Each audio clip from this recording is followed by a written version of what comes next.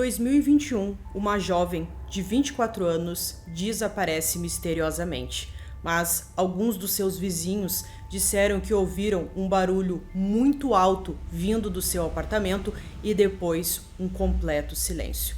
A polícia vai atrás, inicia uma investigação e o que eles descobrem é perturbador. Fala pessoal, Carol na área, trazendo mais um vídeo aqui no canal. Todas as semanas eu trago esse tipo de conteúdo aqui para vocês, casos criminais resolvidos, aqueles que ainda são um mistério. Então se você gosta, se inscreve no canal, deixa um like, deixa um comentário e não esquece de compartilhar esse vídeo aqui. Bora pro vídeo.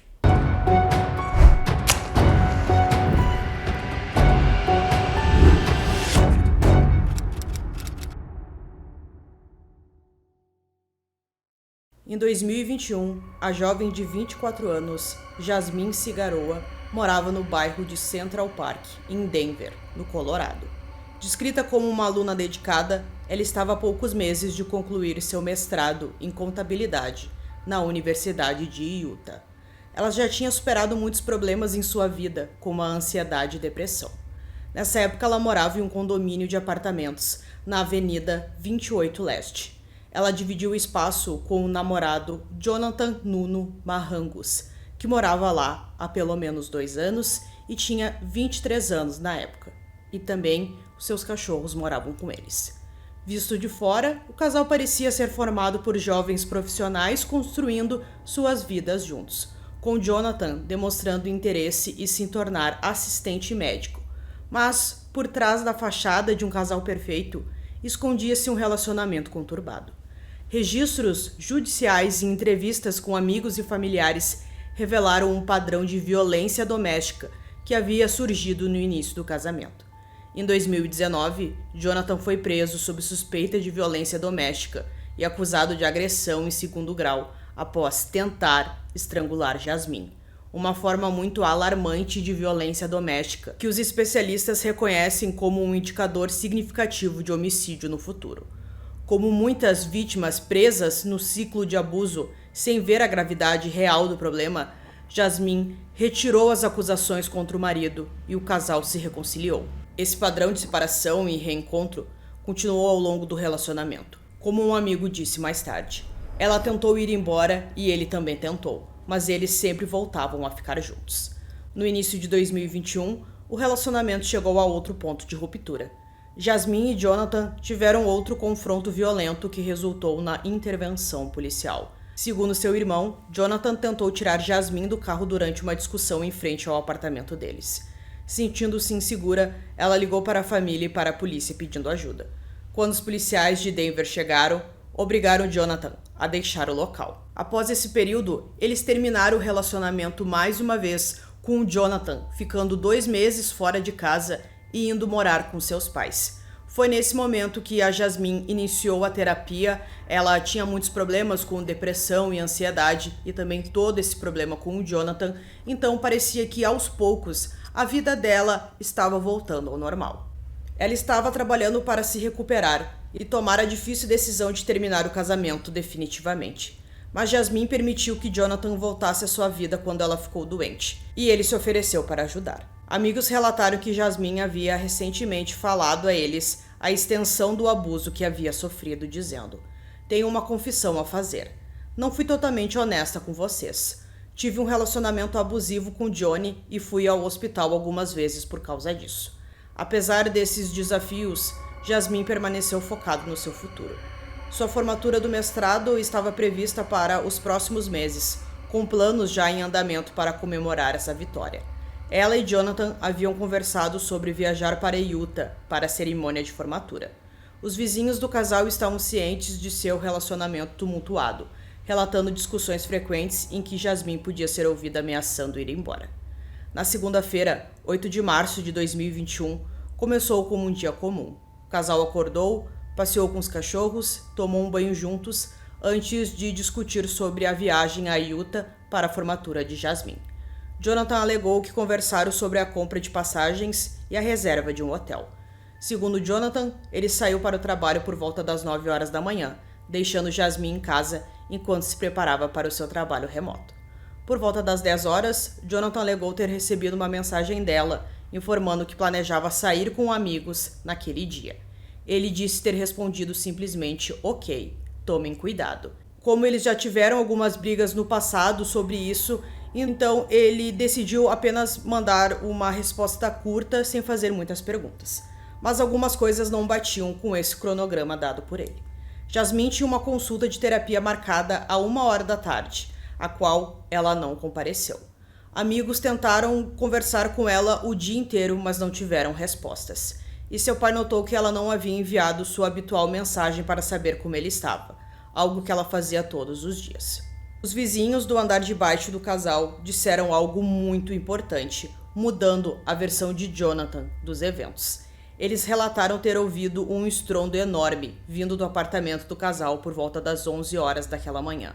Um som tão alto que acordou vários moradores e era nitidamente bem diferente do barulho habitual dos cachorros da casa brincando. Logo após esse grande estrondo, os vizinhos ouviram o som característico do Mini Cooper vermelho de Jasmine dando partida. Os vizinhos notaram que o motor soou um pouco hesitante e um barulho diferente do habitual ao arrancar, sugerindo que um motorista desconhecido estava dirigindo o carro. No dia 10 de março, 2 dias após Jasmine ter sido vista pela última vez, seu marido entrou em contato com a polícia para reportá-la como uma pessoa desaparecida. Quando os policiais de Denver responderam ao boletim de ocorrência de desaparecimento, depararam-se com uma história que levantou suspeitas. O Jonathan contou que sua esposa tinha saído com os amigos na segunda-feira e não tinha voltado mais para casa, e também ela tinha deixado o seu celular em casa. Então a polícia suspeitou dessa versão dele e decidiu conversar com os vizinhos para ver se alguém tinha alguma coisa importante para dizer. E foi então que a maioria dos vizinhos disse que ouviram um barulho muito alto vindo do apartamento deles naquela segunda, e teve também um momento em que o carro da Jasmine foi ligado, mas parecia que não era ela que estava dirigindo. Esses detalhes contradiziam diretamente a versão de Jonathan sobre os eventos e o cronograma, levantando imediatamente suspeitas sobre sua história. Os detetives então contataram amigos e familiares de Jasmine, descobrindo mais inconsistências. Sua consulta de terapia agendada havia sido perdida e ela não havia respondido inúmeras ligações e mensagens. Uma das amigas de Jasmine forneceu uma prova crucial sobre o relacionamento deles, revelando que ela havia recentemente dito que estava em um relacionamento abusivo com o Jonathan e que foi hospitalizada diversas vezes por causa disso.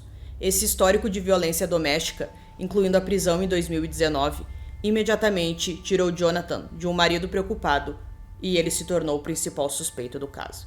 Quando os detetives permitiram que Francisco, irmão de Jasmine, entrasse no apartamento do casal em busca de pistas, ele notou vários detalhes suspeitos. O carro de Jasmine estava estacionado torto na garagem, algo que ela não fazia. Todos os seus pares de sapatos estavam desaparecidos. E o mais alarmante, as imagens da câmera da campainha foram apagadas durante o período crucial das 11 horas de terça-feira às 7 horas da manhã de quarta. Apenas Jonathan e Jasmine tinham acesso à conta com as imagens da câmera de segurança. A essa altura, os investigadores estavam tratando o caso como um possível homicídio, em vez de um caso de pessoa desaparecida, e levaram Jonathan para interrogatório. Ele inicialmente alegou inocência, alegando que estava no trabalho na segunda-feira e que viu Jasmine pela última vez naquela manhã, antes de ela lhe enviar uma mensagem dizendo que sairia com seus amigos. Ele negou qualquer atividade em comum com o carro e insistiu que havia ficado em casa a noite toda de terça para quarta-feira. Mas os detetives conseguiram os dados de celular do Jonathan, que viajou para o leste pela Interestadual 70, pouco depois da meia-noite de quarta-feira, parando na região da Avenida 26 Leste, antes de retornar a Denver. Ao se deparar com essas evidências, Jonathan mudou sua versão, admitindo que dirigiu por aquele caminho, mas alegou que estava apenas dirigindo porque estava preocupado e não conseguia dormir. Apesar das crescentes evidências, Jonathan acabou invocando seu direito de encerrar o interrogatório. Com os dados do celular de Jonathan apontando para um local específico, os investigadores organizaram uma busca na área ao redor da Avenida 26 Leste e da Rua Powhatan, na quinta-feira, 11 de março. A busca começou naquela noite, mas teve que continuar na manhã seguinte. No dia seguinte, as equipes de busca retornaram à área e fizeram a trágica descoberta. o corpo de Jasmine foi jogado em uma pequena ravina, a apenas 2 metros da rua, quase exatamente onde os dados do celular haviam colocado seu marido horas depois do seu desaparecimento. O legista determinou que Jasmine morreu por estrangulamento manual e evidências adicionais de agressão ao seu corpo levaram a múltiplas acusações. Com base no depoimento dos vizinhos sobre o barulho alto na manhã de segunda-feira, seguido pelos movimentos incomuns do carro, os investigadores acreditam que Jasmine foi morta no apartamento do casal na segunda-feira, com seu corpo mantido em algum lugar, possivelmente no apartamento ou em um veículo, até que Jonathan o descartasse na manhã de quarta-feira. No mesmo dia, 12 de março de 2021, apenas 2 dias após ter relatado o desaparecimento de sua esposa e 5 dias após provavelmente ter tirado a vida dela, Jonathan Nuno Marrangos foi preso e acusado de homicídio de primeiro grau, agressão, adulteração de cadáver e abuso de cadáver. Após sua prisão, Jonathan foi mantido preso sem direito à fiança enquanto aguardava julgamento. Durante todo o processo pré-julgamento, ele manteve sua inocência, apesar das crescentes provas contra ele. Sua equipe de defesa enfrentou a difícil tarefa de explicar os dados da torre do celular, as contradições em suas declarações à polícia e o momento suspeito de sua ligação para a polícia informando o desaparecimento de sua esposa, quase 48 horas após ela ter sido vista pela última vez. O caso finalmente foi a julgamento em agosto de 2024. Durante o julgamento, os promotores retrataram um relacionamento controlador que foi se transformando em violência. Eles argumentaram que Jonathan, diante da crescente independência de Jasmine e da possível intenção de romper o relacionamento definitivamente, havia optado por matá-la, em vez de deixá-la ir. Depoimentos de amigos e familiares revelaram a extensão do abuso sofrido por Jasmine, incluindo suas recentes confissões sobre ter sido hospitalizada devido aos ferimentos sofridos pelo marido. O júri ouviu os vizinhos que testemunharam as frequentes discussões do casal e os eventos perturbadores de 8 a 10 de março. Os detetives compartilharam os detalhes de sua investigação, incluindo a entrevista gravada em que a história de Jonathan foi desmentida após o interrogatório. A defesa tentou criar dúvida razoável, sugerindo explicações alternativas para as ações e movimentos de Jonathan, argumentando que as provas eram circunstanciais e não comprovavam definitivamente que ele havia matado a esposa. Mas todas as provas, os achados físicos, os dados digitais, os depoimentos de testemunhas oculares e as próprias declarações contraditórias dele apresentaram um argumento convincente para sua culpa. O que realmente aconteceu naquele apartamento permanece conhecido apenas por Jonathan, que nunca confessou o que fez. As evidências físicas sugerem que em algum momento daquela manhã, provavelmente durante ou após o grande estrondo ouvido pelos vizinhos, Jonathan estrangulou Jasmine até a morte em seu apartamento. Nas horas que se seguiram, ele parece ter tentado meticulosamente esconder seus rastros. Os movimentos do carro, testemunhados pelos vizinhos, sugerem que ele usou o carro de Jasmine para transportar o corpo dela de sua casa. Registros de celular o colocaram no apartamento deles durante todo o dia, contradizendo suas alegações de estar no trabalho. Naquela noite, mais atividades suspeitas foram observadas. Os vizinhos do andar de baixo notaram movimentos incomuns dos carros na garagem compartilhada, com o carro branco de Jonathan e o Mini Cooper vermelho de Jasmine sendo trocados de lugar. Por volta da meia-noite, os vizinhos viram Jonathan perto do porta-malas de seu carro, outro detalhe que ele inicialmente negou em depoimento policial. Após a deliberação, em 28 de agosto de 2024, o júri retornou com seu veredito, culpado de todas as acusações, incluindo homicídio em primeiro grau, agressão, adulteração de cadáver e abuso de cadáver. 2 dias depois, em 30 de agosto de 2024, Jonathan Nuno Marrangos, agora com 27 anos, compareceu perante o juiz para a sentença. No Colorado, homicídio em primeiro grau acarreta pena obrigatória de prisão perpétua, sem possibilidade de liberdade condicional. O juiz proferiu essa sentença, garantindo que Jonathan passe o resto de sua vida atrás das grades, sem chance de voltar a ser livre.